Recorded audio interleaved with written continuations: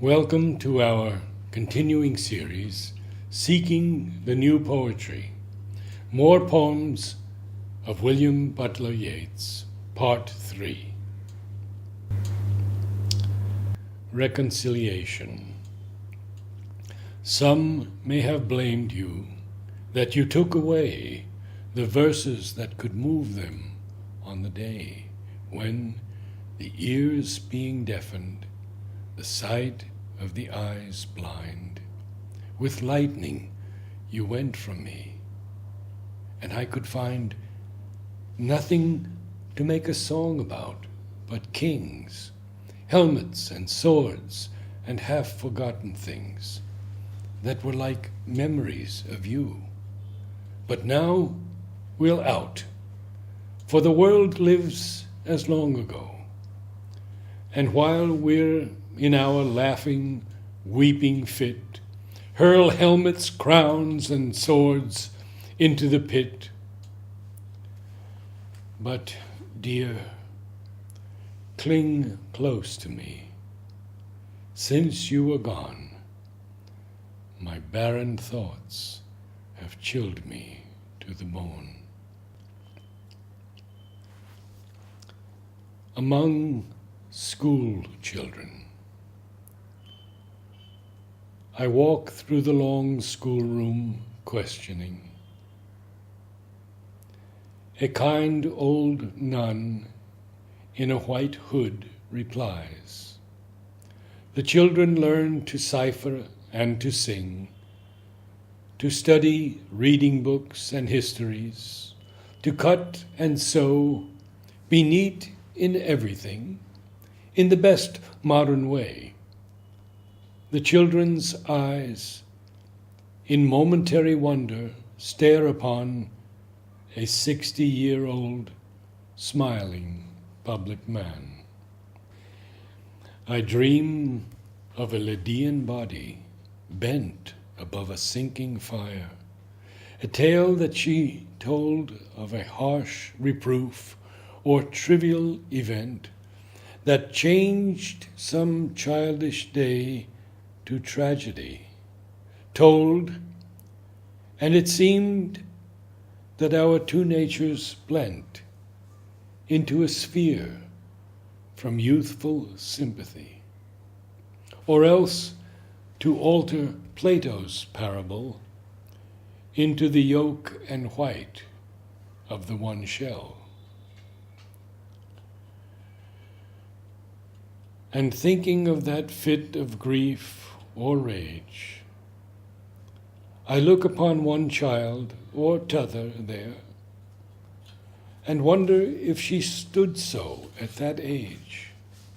For even daughters of the swan can share something of every paddler's heritage, and had that color upon cheek or hair. And thereupon my heart is driven wild. She stands before me as a living child. Her present image floats into the mind.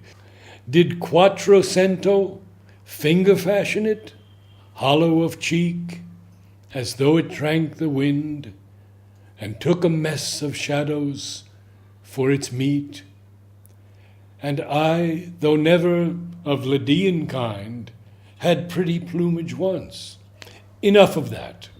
Better to smile on all that smile, and show there is a comfortable kind of old scarecrow.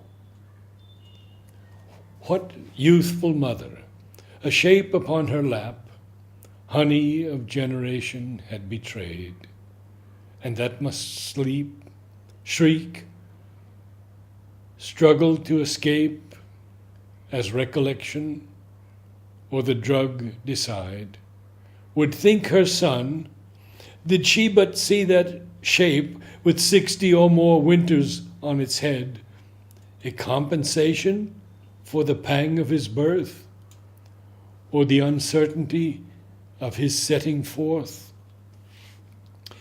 Plato thought nature but a spume that plays upon a ghostly paradigm of things. Solider, Aristotle, played the tawse upon the bottom of a king of kings. World-famous, golden-thighed Pythagoras fingered upon a fiddlestick or strings what a star sang and careless muses heard. Old clothes upon old sticks to scare a bird. Both nuns and mothers worship images. But those the candles light are not as those that animate a mother's reveries, but keep a marble or a bronze repose. And yet they too break hearts.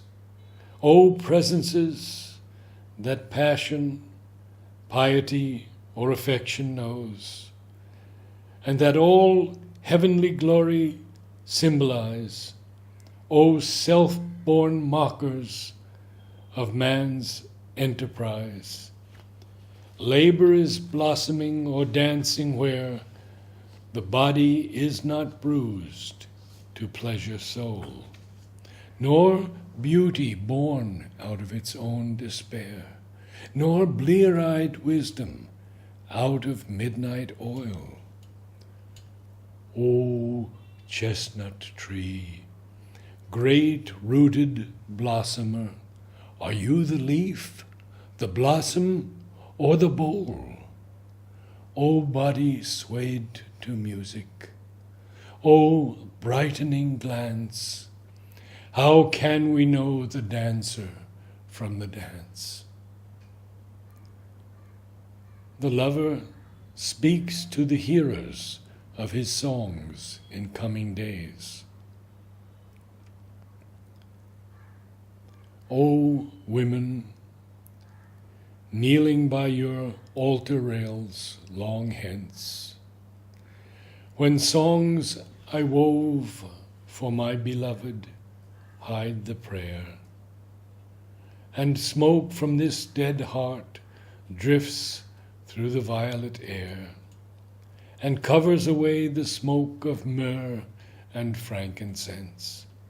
Bend down and pray for all that sin I wove in song, till the eternity for lost souls cry her sweet cry, and call to my beloved and me, no longer fly among the hovering, piteous, penitential throng. The lover pleads with his friend, though you are in your shining days, voices among the crowd and new friends busy with your praise, be not unkind or proud, but think about old friends the most.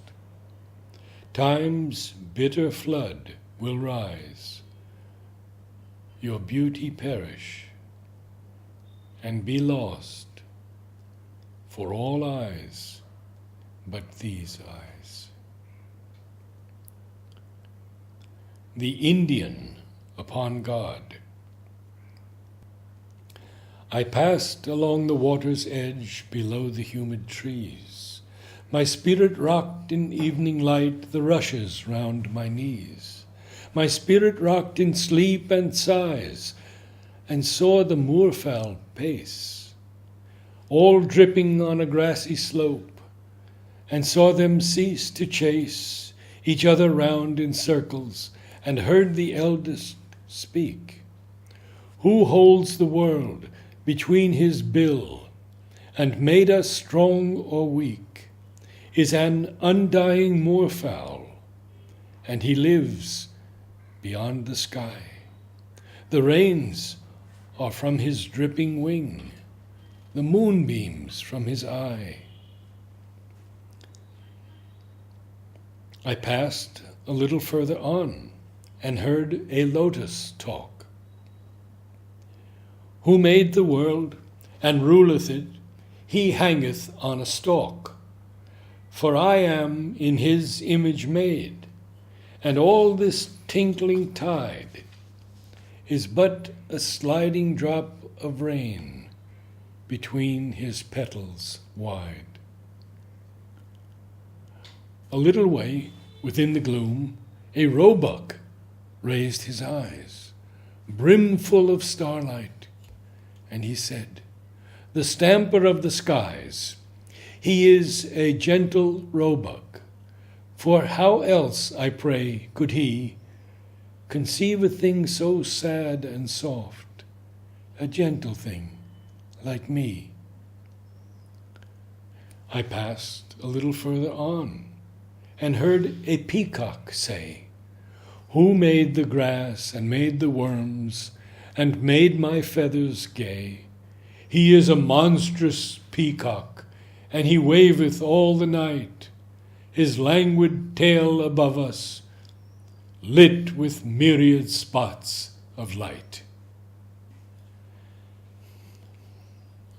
The new faces. If you that have grown old were the first dead, neither catalpa tree nor scented lime should hear my living feet, nor would I tread where we wrought that shall break the teeth of time. Let the new faces play what tricks they will. In the old rooms, night can outbalance day. Our shadows rove the garden gravel still. The living seem more shadowy than they. The Magi. Now, as at all times, I can see in the mind's eye, in their stiff, painted clothes, the pale, unsatisfied ones appear and disappear in the blue depth of the sky, with all their ancient faces like rain-beaten stones, and all their helms of silver hovering side by side, and all their eyes still fixed, hoping to find once more, being by Calvary's turbulence unsatisfied, the uncontrollable mystery on the bestial floor. Through intricate motions ran stream and gliding sun, and all my heart seemed gay.